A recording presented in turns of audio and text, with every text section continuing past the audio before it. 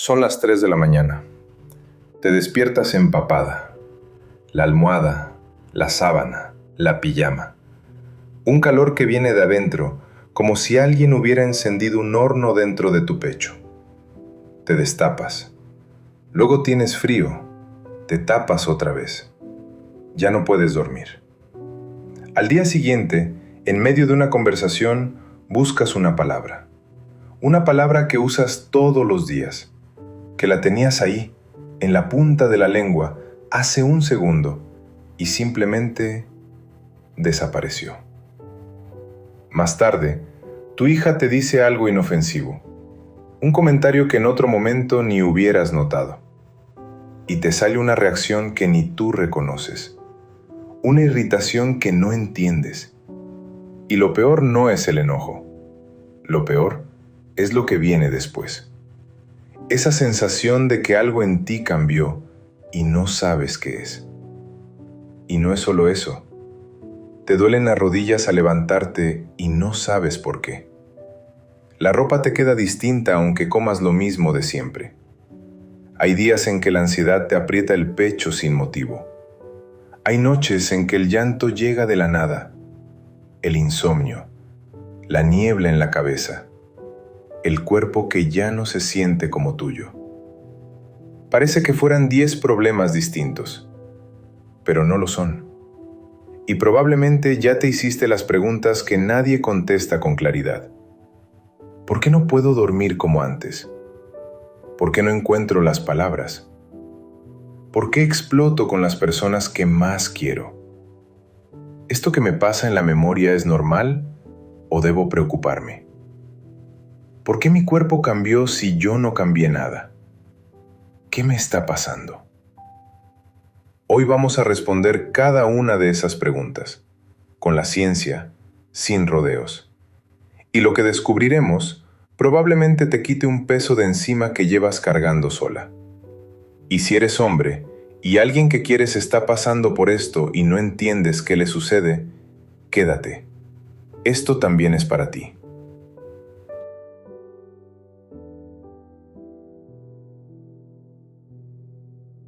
Empecemos por lo que probablemente ya te dijeron, o lo que leíste en alguna parte. Llega la menopausia porque bajan los estrógenos. Suena lógico, suena simple, y es profundamente incompleto. Lo que realmente sucede en tu cuerpo es más parecido a una tormenta que a un apagón. Pero antes de entender qué sale mal, necesitamos entender qué hacía bien. Porque el estrógeno no es simplemente una hormona reproductiva. Eso es lo que nos enseñaron, y es profundamente incompleto. El estrógeno regula tu temperatura corporal, protege tus huesos, mantiene la elasticidad de tu piel y de tus articulaciones. Le ayuda a tu cerebro a procesar información, a recordar, a concentrarse. Estabiliza tu estado de ánimo, protege tus arterias y tu corazón. Participa en la calidad de tu sueño. Es, sin exageración, una de las moléculas más multitarea de tu cuerpo. Interviene en prácticamente todo. Y por eso, cuando se desregula, se siente en todas partes. Para entender cómo se desregula, necesitamos hablar de un sistema que funciona dentro de ti desde la pubertad. Se llama el eje HPO: hipotálamo, pituitaria y ovarios. Son 3 órganos que se comunican entre sí, como una cadena de mando. El hipotálamo, que está en el cerebro, le manda señales a la pituitaria, que es una glándula pequeñita debajo del cerebro. Y la pituitaria le manda órdenes a los ovarios. Los ovarios responden produciendo hormonas, y esas hormonas le mandan señales de regreso al cerebro, diciéndole: todo está bien. Aquí andamos funcionando. Es un circuito, un diálogo constante. Cuando ese diálogo empieza a fallar, no se apaga de golpe, se desordena. Y aquí viene lo primero que casi nadie te dice. El estrógeno, el estradiol para ser precisos, no baja en línea recta. No es como un grifo que va cerrando poco a poco. Es más como una señal eléctrica durante una tormenta. sube y baja de forma impredecible. Hay días en los que tu estradiol se dispara a niveles incluso más altos de los que tenías a los 30 años, y días en los que se desploma. Este sube y baja caótico puede durar entre 4 y 14 años. No semanas, no meses, años.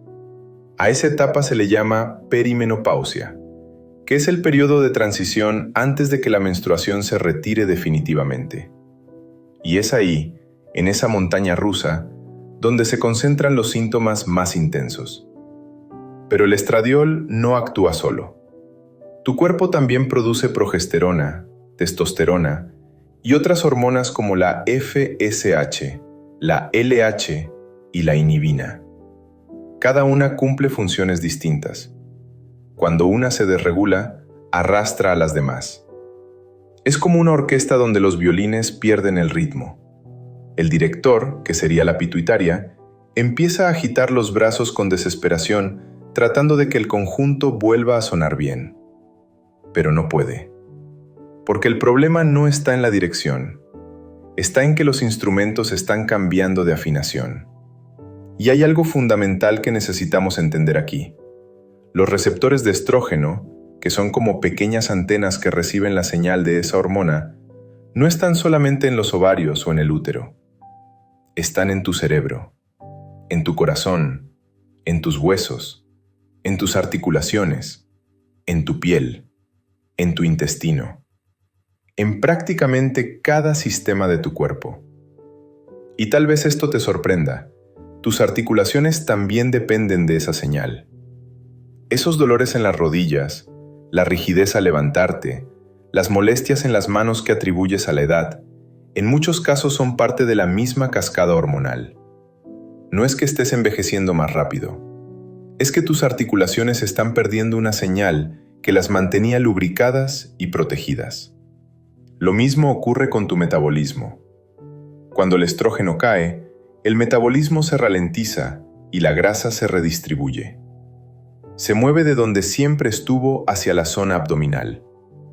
Comes lo mismo, te mueves igual, y tu cuerpo cambia de forma sin tu permiso. Esto explica algo que es clave. ¿Por qué la menopausia parece afectar todo al mismo tiempo? Porque tienes bochornos, pero también te duelen las articulaciones, pero también se te olvidan las cosas, pero también te sientes hinchada, pero también tienes ansiedad. No es que tengas 10 enfermedades, es que un solo sistema que regulaba muchas cosas a la vez se está reorganizando. Y cada parte de tu cuerpo que dependía de esa señal hormonal está recalibrándose. Y esto incluye algo que la ciencia apenas empieza a estudiar con profundidad: tu intestino. Dentro de tu sistema digestivo vive un conjunto de bacterias que, entre muchas otras funciones, ayudan a procesar y reciclar los estrógenos que circulan en tu cuerpo. Los científicos le llaman a este grupo de bacterias el estroboloma. Cuando el estradiol cae, la diversidad de esas bacterias se altera y eso puede contribuir a inflamación silenciosa, a problemas digestivos, a cambios en el peso. Otro hilo más de la misma red. Ahora, hay algo que vale la pena decir aquí, antes de seguir. La evolución no conserva rasgos inútiles. Si la menopausia existe en nuestra especie, y existe en muy pocas especies en el planeta, es porque fue seleccionada a lo largo de millones de años. No es una falla del diseño, no es que tu cuerpo se descompuso. Es un programa biológico. Lo que necesitas es entenderlo. Y eso es exactamente lo que estamos haciendo. Pero lo más importante que está sucediendo durante esta tormenta hormonal no pasa en tus ovarios. Pasa en un lugar que no esperabas.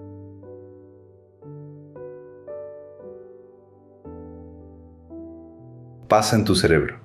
Y esto es lo que la mayoría de los médicos no te explican. Porque durante décadas se trató a la menopausia exclusivamente como un asunto ginecológico. Pero la investigación más reciente muestra algo muy distinto. La menopausia es, fundamentalmente, un evento neurológico, un evento del cerebro.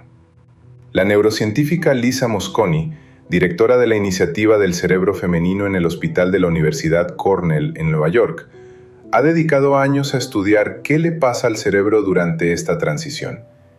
Y lo que encontró, usando imágenes del cerebro en tiempo real, es impactante.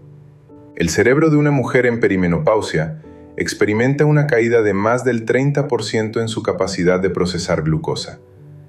La glucosa es la gasolina del cerebro. Es lo que le da energía para pensar, recordar, concentrarse, regular emociones. Imagina que vives en una ciudad que dependía de una central eléctrica principal. De pronto, esa central pierde un tercio de su capacidad. ¿Qué pasa? Apagones intermitentes, luces que parpadean, sistemas que fallan a ratos. Eso es lo que tu cerebro está experimentando. ¿Y sabes cómo le llama la doctora Mosconi a lo que hace el cerebro en respuesta? Una reacción de hambruna. El cerebro detecta que le falta su combustible principal y empieza a buscar alternativas. Empieza a quemar grasa para producir un combustible alternativo que la ciencia llama cuerpos cetónicos. Es como si la ciudad, al perder su red eléctrica principal, encendiera generadores de emergencia. Es un proceso de adaptación, no es un colapso, es una reorganización. Pero durante esa reorganización, que puede durar meses o años, el cerebro funciona distinto. Y eso se siente. Se siente como niebla mental, como buscar una palabra que está ahí pero no la encuentras, como leer una página y llegar al final sin saber qué leíste, como entrar a una habitación y olvidar a qué ibas. Y aquí necesito detenerme, porque este es uno de los miedos más profundos y más silenciados que enfrentan las mujeres durante esta etapa, el miedo de estar perdiendo la mente, de que esto sea el principio de Alzheimer o de demencia. Es un miedo que muchas cargan solas, sin decirlo, porque decirlo lo haría más real. Si estás sintiendo eso, la investigación de Mosconi tiene algo importante que decirte. No es demencia. Es tu cerebro cambiando de sistema operativo. Y la evidencia de estudios que siguen a mujeres durante años muestra que, en la mayoría de los casos, una vez que se completa la transición, el cerebro se recalibra, encuentra su nuevo equilibrio y se estabiliza. Los apagones se detienen, las luces vuelven a encenderse. No con la misma central eléctrica, pero con un sistema nuevo que funciona. Eso no quiere decir que sea fácil mientras estás en medio del proceso, ni que no merezca atención. Pero hay una diferencia enorme entre creer que estás perdiendo la cabeza y saber que tu cerebro está en transición activa. Una te llena de terror. La otra te permite esperar, entender y actuar. Ahora hablemos de algo que casi nunca se incluye en las conversaciones sobre menopausia, y que sin embargo es uno de los síntomas que más daño hace en la vida cotidiana: la irritabilidad. Tal vez te reconoces en esto, una respuesta cortante que no querías dar, una impaciencia que no es tuya, que no se parece a ti. Tu pareja dice algo y antes de que termine la frase, ya sientes una oleada de molestia que te sube por el pecho. Te enojas, después te sientes culpable, te preguntas qué te pasa. Y lo que más te asusta es esa sensación de que ni tú misma te soportas. Esto tiene una explicación biológica precisa. Recuerda que el estradiol, que anda fluctuando de forma caótica, no solamente regula la temperatura o los ciclos, también regula dos sustancias fundamentales en tu cerebro.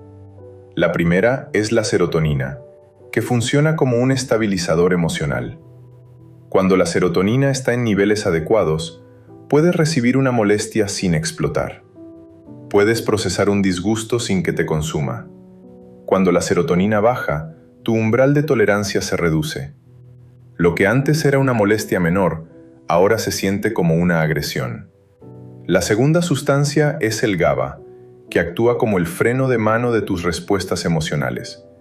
El GABA es lo que te permite detenerte un segundo antes de reaccionar, pensar antes de hablar, regular el impulso. Cuando el GABA baja, ese freno falla. La reacción sale antes de que puedas detenerla. entonces lo que estás experimentando no es mal carácter. No es que te estés volviendo una persona difícil. Es que los dos sistemas que regulan tu paciencia y tu capacidad de frenar impulsos están operando con menos recursos de los que necesitan. Tu cerebro está haciendo lo que puede con lo que tiene. Pero hay una capa más que vale la pena conocer porque explica algo que sucede en muchas parejas durante esta etapa. La investigadora y terapeuta Annie Wright describe un fenómeno fascinante. Durante los años reproductivos, la oxitocina, que es la hormona del vínculo y el apego, mantiene elevada la disposición de la mujer a cuidar la relación, a negociar, a ceder, a sostener emocionalmente al otro. Cuando la sensibilidad a la oxitocina disminuye con la caída hormonal, esa disposición también baja. No desaparece el amor. Lo que desaparece es el amortiguador biológico que hacía tolerables ciertas cosas que siempre estuvieron ahí. El descuido, la falta de atención, las asimetrías que se acumularon durante años. Wright lo dice con una claridad que duele. La biología no está causando el conflicto de pareja, está removiendo el amortiguador que hacía tolerable un matrimonio que, muchas veces sin saberlo, funcionaba sobre el sobreesfuerzo emocional de la mujer. Esto no significa que todos los conflictos de pareja durante la menopausia sean culpa de las hormonas, ni que toda relación esté condenada. Significa que si sientes que de pronto ya no toleras lo que antes tolerabas, no es que te hayas vuelto más difícil. Es posible que siempre haya sido difícil y que ahora simplemente ya no tengas la química para seguir absorbiendo el golpe sola. Y esto no sucede solamente con tu pareja. Esa impaciencia que no reconoces también aparece con tu hija, con tu mamá, con tu compañera de trabajo, con tu amiga de toda la vida. Muchas mujeres en esta etapa sienten que se volvieron intolerantes con todo el mundo. Y cargan una culpa enorme por eso. Pero es el mismo mecanismo, el mismo amortiguador que se retiró.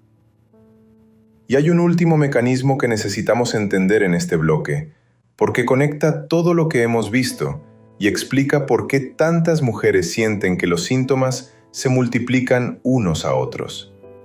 Empieza con los bochornos nocturnos. Cuando llegan de madrugada, no solo te despiertan, fragmentan las fases más profundas del sueño. Tu cerebro necesita esas fases para repararse, consolidar memorias, regular emociones. Sin sueño profundo, el cerebro no completa su mantenimiento nocturno. Al día siguiente, tu cuerpo responde al sueño roto elevando el cortisol, que es la hormona del estrés. El cortisol elevado intensifica la ansiedad, empeora la niebla mental, te hace más reactiva emocionalmente. Y aquí viene lo perverso. El cortisol elevado, a su vez, intensifica los bochornos, que a su vez vuelven a romper el sueño, que a su vez vuelve a elevar el cortisol. Es un circuito cerrado, un bucle que se alimenta solo. El insomnio empeora la ansiedad empeora los bochornos empeoran el insomnio. Y la mujer que lo vive desde adentro no ve un circuito, ve un desastre. Ve que todo se está cayendo a pedazos al mismo tiempo. Pero cuando entiendes que es un solo circuito, no 5 problemas separados, algo cambia. Porque dejas de sentir que todo se está cayendo a pedazos al mismo tiempo. Tiene una lógica, tiene una explicación. Y lo que tiene explicación puede abordarse.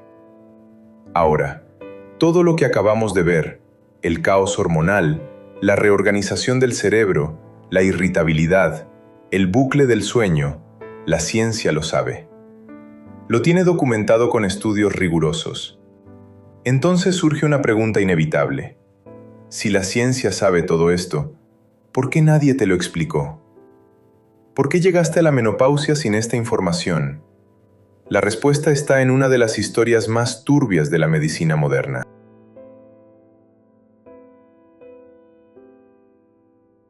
Para entender por qué estamos donde estamos, por qué millones de mujeres llegan a la menopausia sin información, asustadas y muchas veces sin atención médica adecuada, necesitamos retroceder.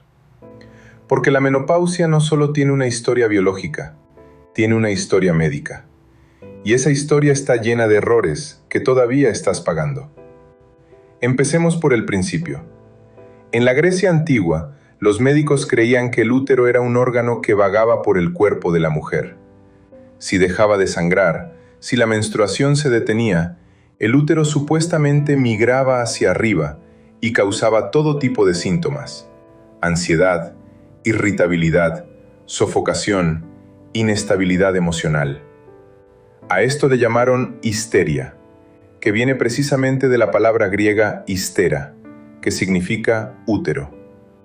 Así que desde el principio, literalmente desde hace más de 2000 años, los síntomas de la mujer fueron atribuidos a un órgano caprichoso, no a un proceso biológico legítimo.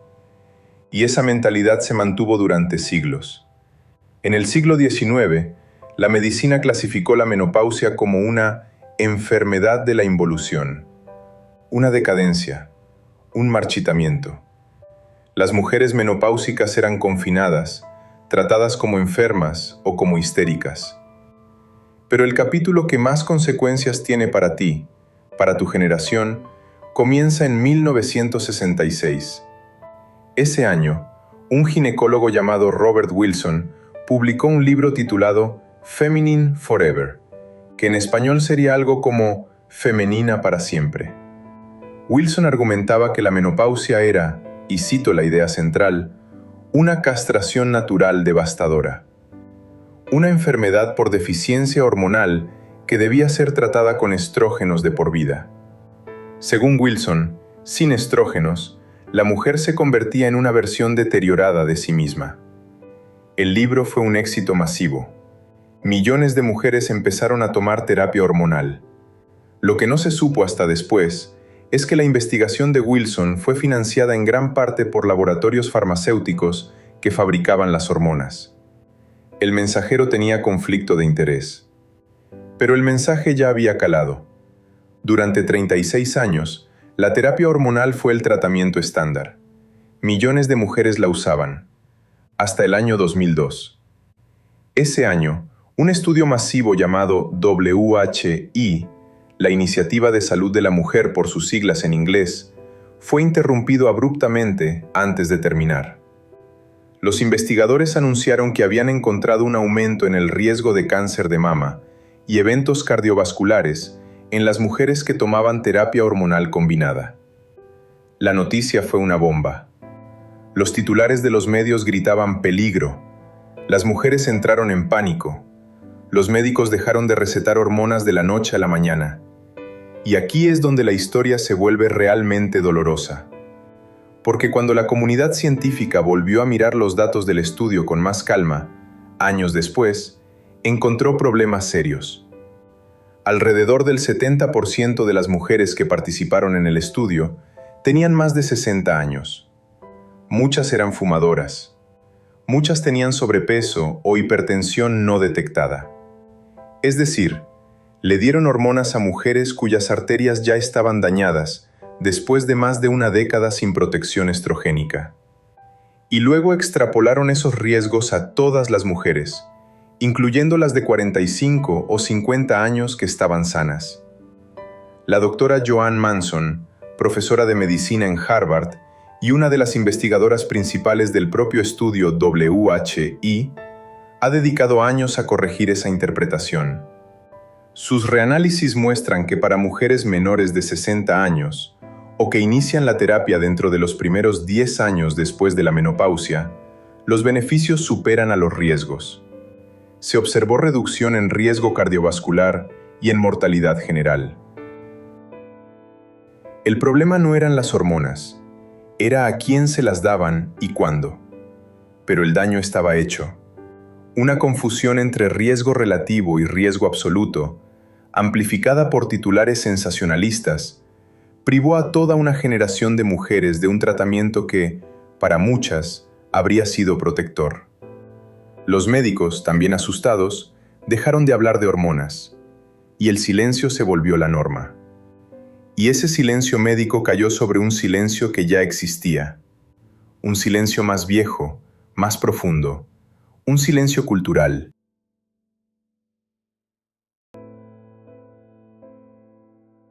¿Alguna vez tu mamá te habló de la menopausia? No un comentario al pasar, no un "ya me llegó el cambio", dicho en voz baja, sino una conversación real.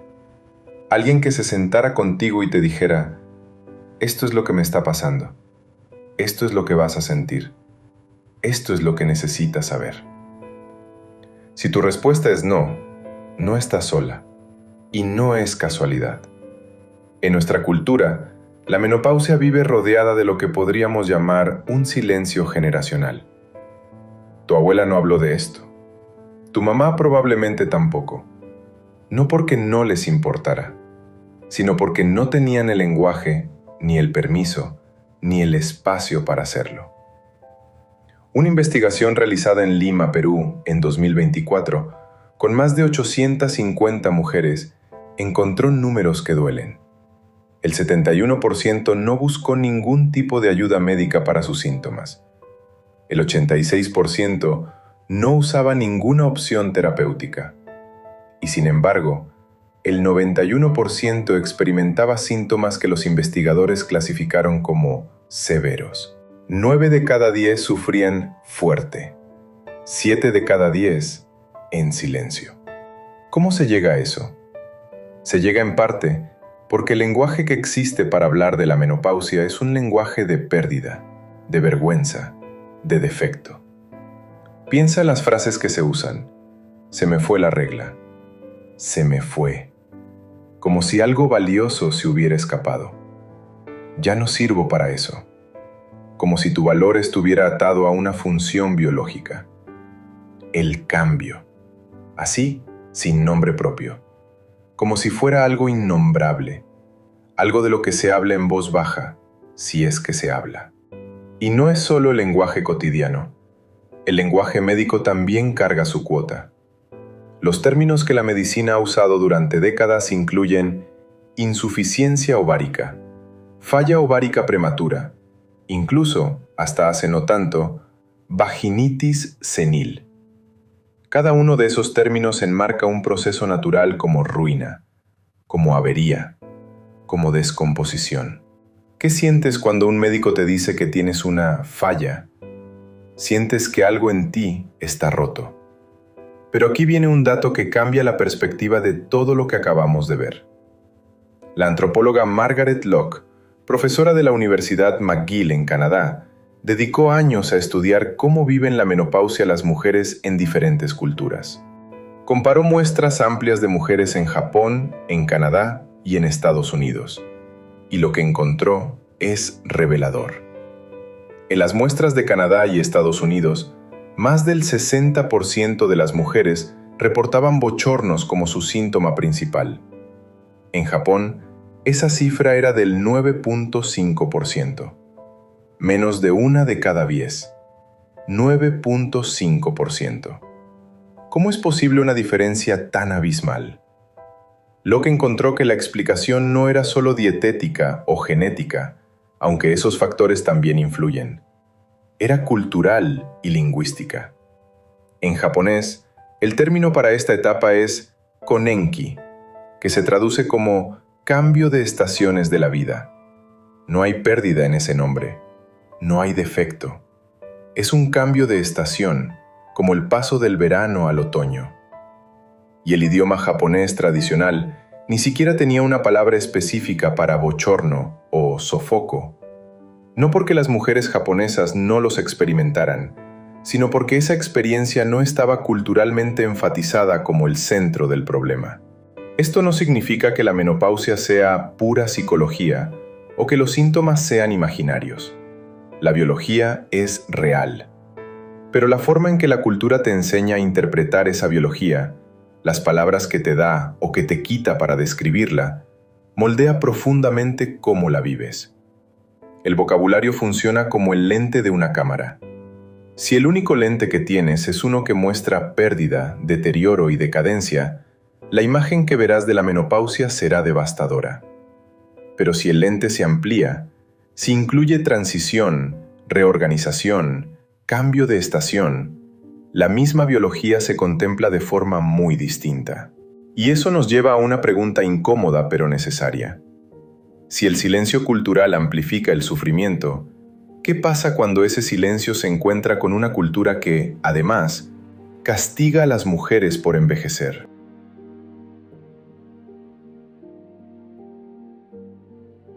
Y eso es quizás lo más doloroso de todo esto. Porque el silencio no existe en el vacío. No es solo que nadie te dio las palabras. Es que la cultura donde vives tiene sus propias palabras para lo que te está pasando. Y muchas de ellas hacen daño. Porque vivimos en una cultura que no trata igual el paso del tiempo en hombres que en mujeres. Esto lo nombró la ensayista Susan Sontag hace más de 50 años y lo llamó la doble vara del envejecimiento. La idea es simple y cruel. Las canas en un hombre se leen como experiencia, las líneas de expresión como carácter. La madurez masculina se asocia con poder, con competencia, incluso con atractivo. Para las mujeres, los mismos marcadores se leen al revés, no como acumulación, sino como pérdida. No como madurez, sino como deterioro. Y esto no es solo una percepción, está medido.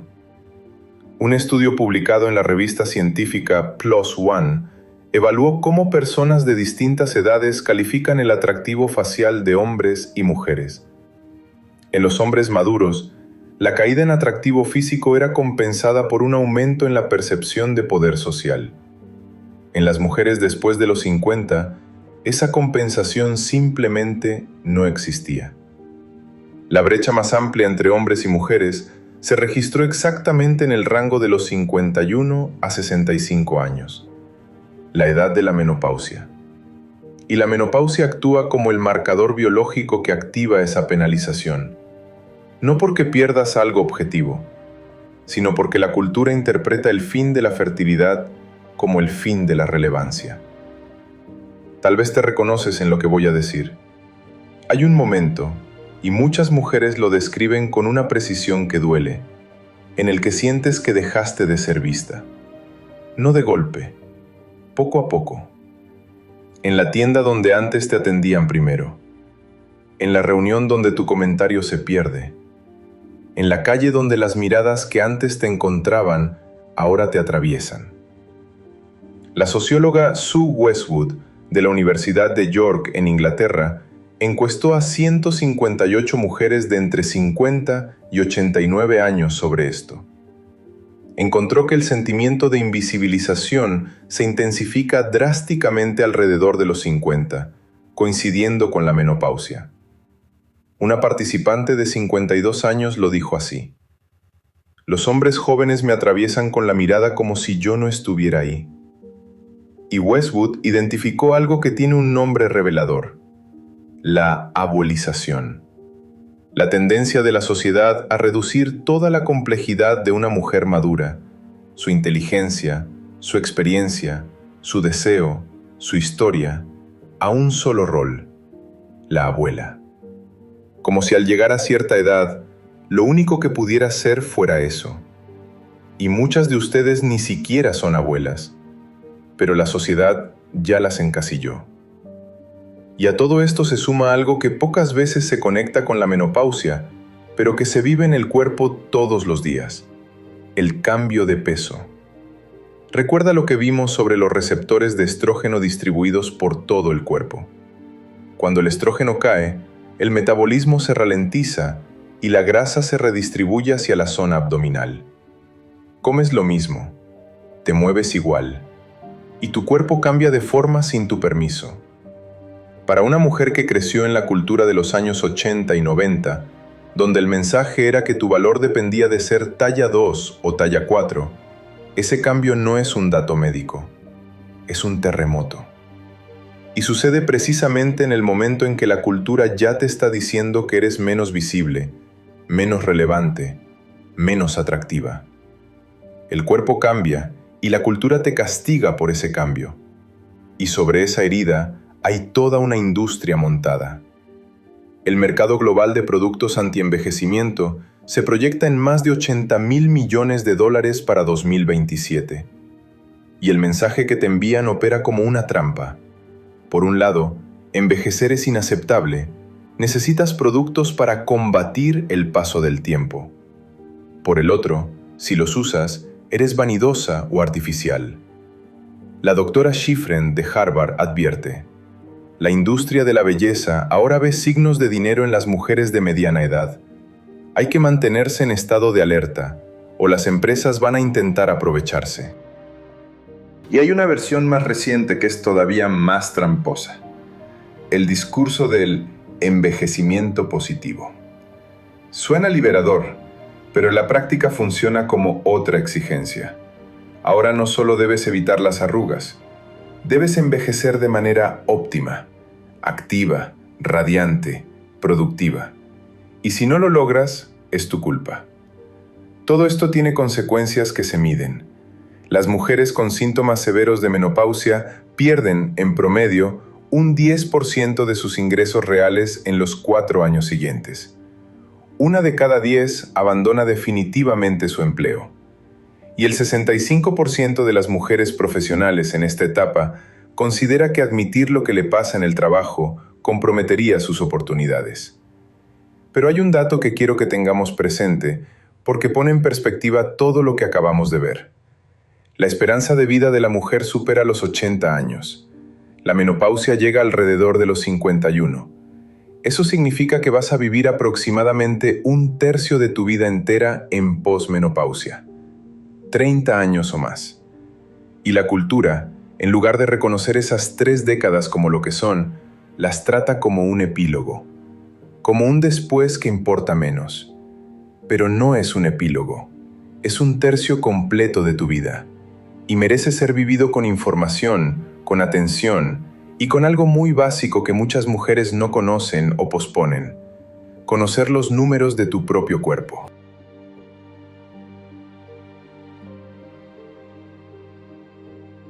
Hay algo que puedes hacer ahora mismo, antes de cualquier tratamiento, antes de cualquier decisión terapéutica.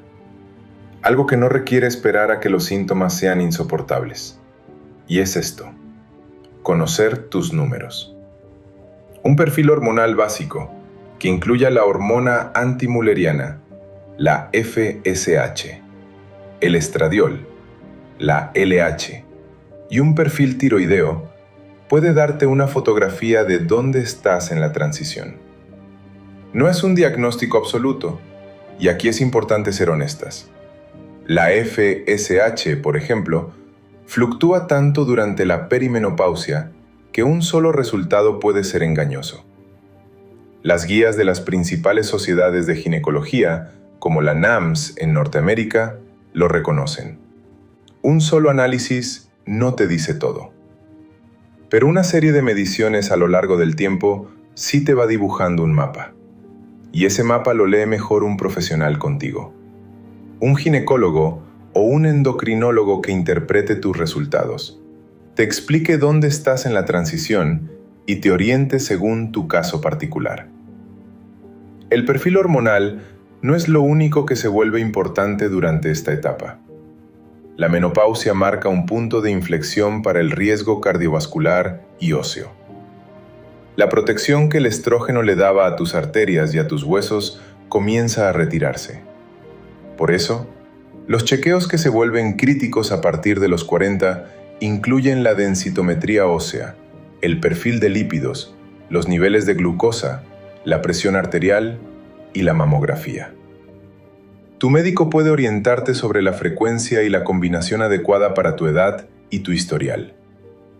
Piénsalo así: un avión no espera a que un motor falle para hacer mantenimiento. A mitad de sus horas de vuelo, se revisan los sistemas, se calibran los motores, se verifican las alas. No porque esté roto, sino para asegurar un vuelo seguro y cómodo en la segunda mitad de la travesía. Tu cuerpo merece el mismo cuidado. Ir a revisión no es alarma, no es debilidad, es soberanía sobre tu propio cuerpo. es tomar decisiones con información, no con miedo. Recuerda el dato que vimos de Lima. 7 de cada 10 mujeres con síntomas severos no buscaron ayuda médica. Eso no debería ser lo normal. Eso no tiene que ser tu historia. Y si lo que estás viviendo incluye síntomas que van más allá de lo que hemos descrito aquí, si estás experimentando una tristeza que no te permite funcionar, si la ansiedad te ha paralizado, si sientes que la realidad se desdibuja, la ciencia es clara. Eso requiere evaluación de un profesional de la salud. No es exceso. Es el camino más efectivo que la evidencia ofrece. Buscar esa ayuda es un acto de inteligencia, no de rendición.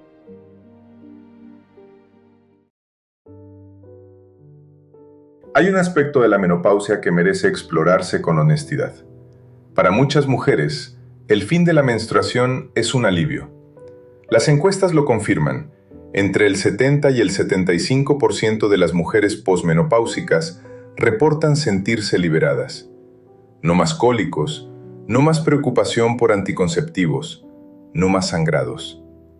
Para ellas, la menopausia no representa pérdida, sino ganancia de tiempo y energía.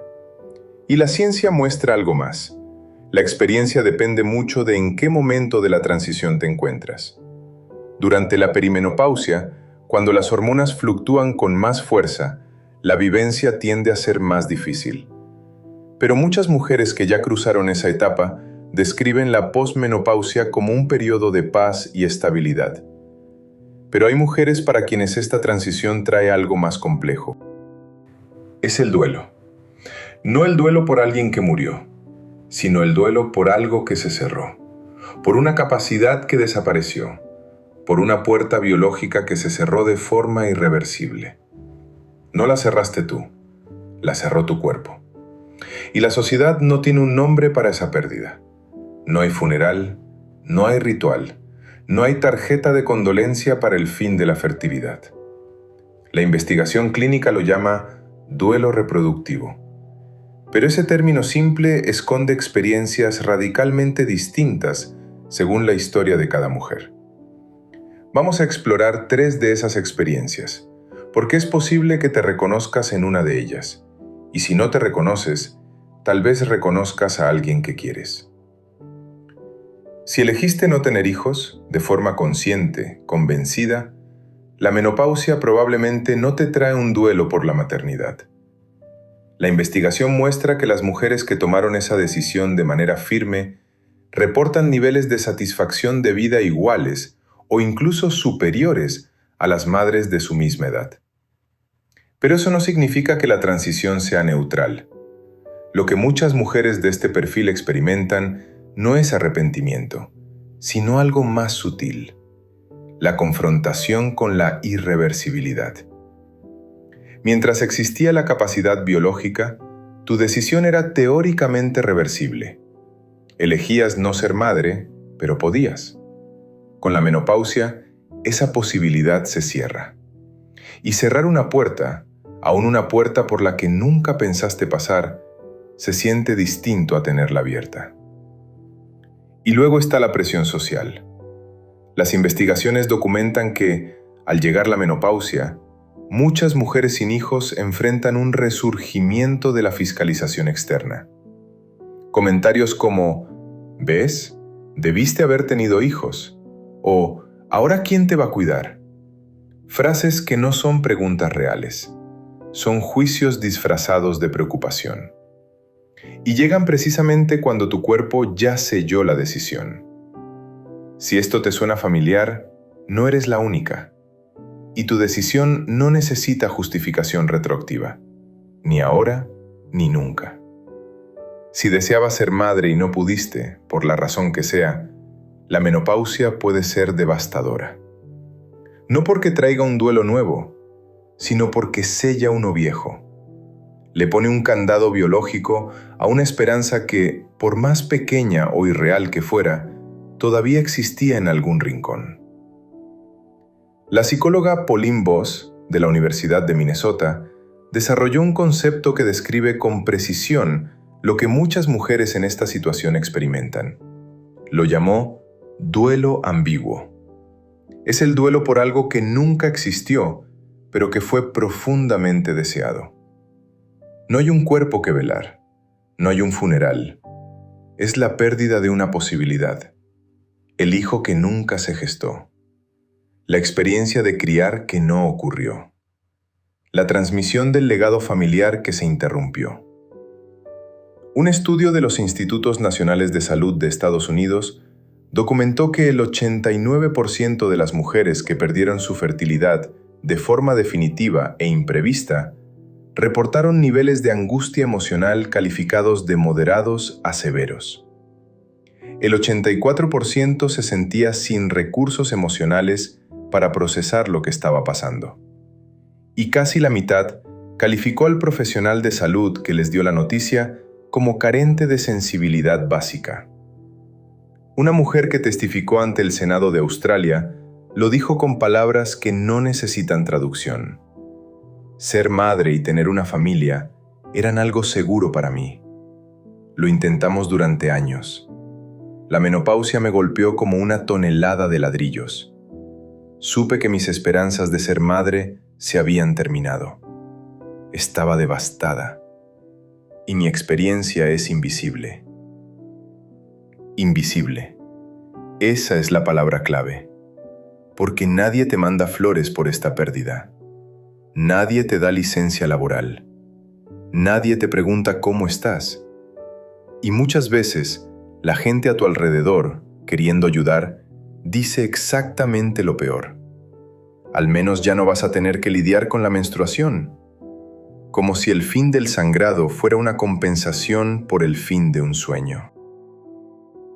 Y hay un grupo del que casi nunca se habla. Mujeres cuya identidad central, su sentido de propósito y su valor propio, se construyó alrededor de su carrera, de su creatividad, de su vida profesional o intelectual. Algunas son madres, otras no. Lo que comparten es que la maternidad no es lo que las define. Para estas mujeres, el miedo no es perder la capacidad de tener hijos. El miedo es que la niebla mental, la fatiga, los cambios en la concentración amenacen la única cosa que las hacía sentir poderosas: su rendimiento cognitivo, su claridad, su capacidad de estar al frente. Recuerda lo que vimos sobre la doctora Mosconi. El metabolismo cerebral de glucosa puede caer entre un 20 y un 30% durante la perimenopausia. Para una mujer cuya identidad está construida sobre su capacidad intelectual, experimentar de pronto que no puede evocar una palabra en una presentación o que pierde el hilo en una reunión importante no es un inconveniente, es un terremoto identitario. Muchas de estas mujeres, sin saber que lo que les pasa es transitorio y tiene explicación biológica, entran en pánico. Se autodiagnostican erróneamente con Alzheimer de inicio temprano. El miedo las aísla profesionalmente. Y para quienes además son madres, la menopausia puede coincidir con la partida de los hijos del hogar. Se desmantela simultáneamente el rol de madre cotidiana y la seguridad del rendimiento profesional. Dos pilares que tambalean al mismo tiempo. Independientemente de cuál de estas historias se parezca más a la tuya, o si la tuya es una combinación de varias, hay un hilo que las conecta a todas. Y es quizás el hallazgo más importante de todo lo que hemos explorado hoy.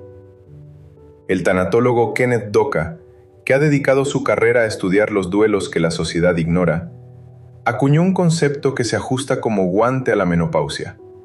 Lo llamó duelo desautorizado. Es lo que sucede cuando experimentas una pérdida genuina, pero la sociedad te dice que no tienes derecho a dolerla, que no es para tanto, que exageras, que hay cosas peores. Doka lo define así. Un duelo desautorizado es aquel que la persona experimenta cuando sufre una pérdida que no puede ser abiertamente reconocida, socialmente validada o públicamente llorada. La sociedad dice que no deberías estar en duelo, o que no deberías estarlo tanto. Eso es exactamente lo que le pasa a millones de mujeres con la menopausia. No hay espacio para doler la pérdida de la fertilidad. No hay espacio para doler el cambio en el cuerpo. No hay espacio para doler la invisibilidad. Y la investigación muestra que esa falta de espacio tiene consecuencias que se miden en el cuerpo. La falta de autorización social para el duelo se asocia con un incremento muy significativo en consultas por dolor crónico, por síndrome de colon irritable, por fibromialgia. El cuerpo expresa lo que la cultura no te permite decir con palabras.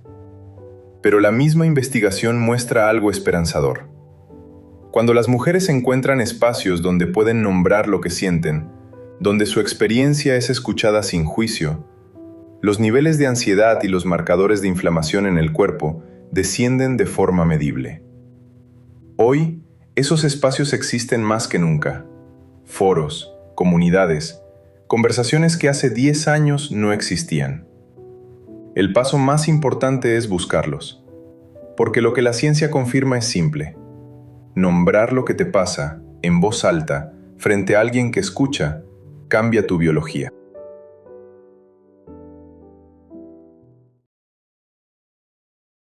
Regresemos al principio. Son las 3 de la mañana. Te despertaste empapada. Buscaste una palabra que desapareció. Reaccionaste con una irritación que no reconoces. Te preguntaste qué te está pasando. Ahora lo sabes. Sabes que tu cuerpo no se descompuso. Está ejecutando una reorganización que implica cada sistema, desde tus hormonas hasta tu cerebro.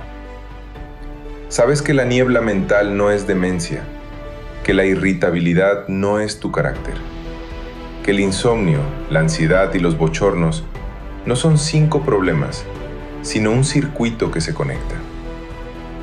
Sabes que la historia de cómo la medicina entendió la menopausia está llena de errores que todavía te afectan. Sabes que el silencio cultural amplificó lo que la biología inició. Sabes que la cultura que sobrevalora la juventud castiga a las mujeres por un proceso natural. Y sabes que hay duelos legítimos en esta transición que merecen ser nombrados. Nada de esto es fácil. Nadie te va a decir que lo es. Pero hay una diferencia inmensa entre atravesar algo sin entenderlo y atravesarlo sabiendo exactamente qué le está pasando a tu cuerpo y a tu cerebro. La comprensión no elimina los síntomas, pero cambia profundamente cómo los vives. Le quita el miedo, le pone nombre. Y cuando algo tiene nombre, deja de ser un monstruo en la oscuridad. Y hoy hay más información disponible que nunca. Más investigación, más voces, más espacios donde hablar de esto abiertamente. Hace 10 años, muchas de estas conversaciones no existían. Hoy existen. Buscarlas, informarte, exigir respuestas no es un lujo, es tu derecho. No es el final, es un tercio completo de tu vida que está por delante y merece ser vivido con información, con dignidad y con tus propias palabras.